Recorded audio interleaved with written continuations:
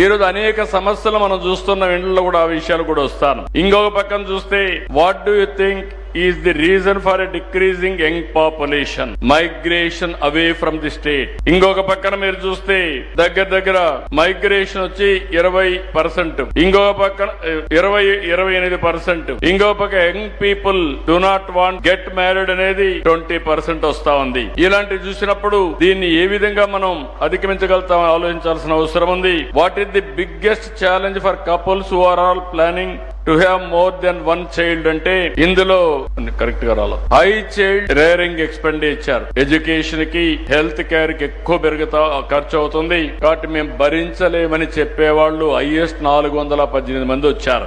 No stable income or ఉద్యోగం ఏదైనా గాని 337. ఈ రెండే ప్రధాన కారణాలుగా కనపడొస్తున్నాయి.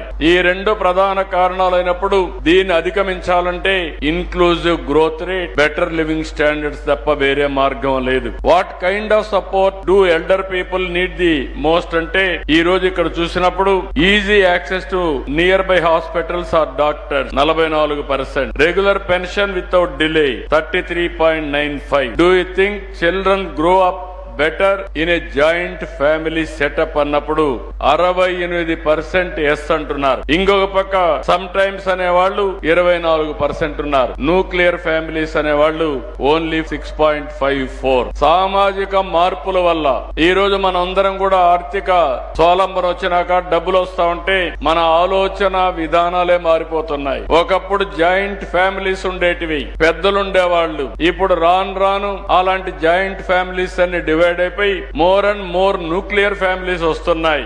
అంటే ఒకప్పుడు నేను ఎప్పుడు చెప్పేవాడిని Indian families are best in the world. మీరందరూ ఒకటి గుర్తుపెట్టుకోవాల్సిన అవసరం ఉంది. ఇండియాలో ఫ్యామిలీస్ ఏవైతే ఉన్నాయో జాయింట్ ఫ్యామిలీస్ గా ఉండడం, ఒక లెగసీ కింద బాధ్యతలు తీసుకోవడం, ఇల్లు అనేది ఫ్యామిలీ అనేది ఒక social security, financial security, health security, stress buster ఇవన్నీ ఉంటాయి. అదే ఇద్దరే ఉండే ఫ్యామిలీస్ వైఫ్ అండ్ హస్బెండ్ ఉంటే ఇద్దరు బయట పోతే పిల్లల్ని ఎవరు చూసుకోవాలో తెలియకుండా అసలు పిల్లలే వద్దనుకునే పరిస్థితి వస్తా ఉంది. ఇంకో పక్క దీని వల్ల ఏదైనా చిన్న డిఫరెన్స్ వచ్చినా ఆ డిఫరెన్సెస్ తో విడిపోయే పరిస్థితికి వస్తున్నారు. కనీసం మంచి చెడులు చెప్పే అవకాశాలు కూడా కుటుంబాలకు లేకుండా పోయే పరిస్థితి వస్తున్నాయి. ఆ కుటుంబంలో ఏం జరుగుతుందో కూడా తెలియని పరిస్థితి వస్తా ఉంది. మనకు వారసత్వంగా వచ్చింది కుటుంబ వ్యవస్థ. ఆ కుటుంబ వ్యవస్థ జాయింట్ ఫ్యామిలీ వ్యవస్థను కాపాడుకునే బాధ్యత మనందరి పైన ఉందని చెప్పి కూడా నేను మీకు తెలియజేస్తున్నా.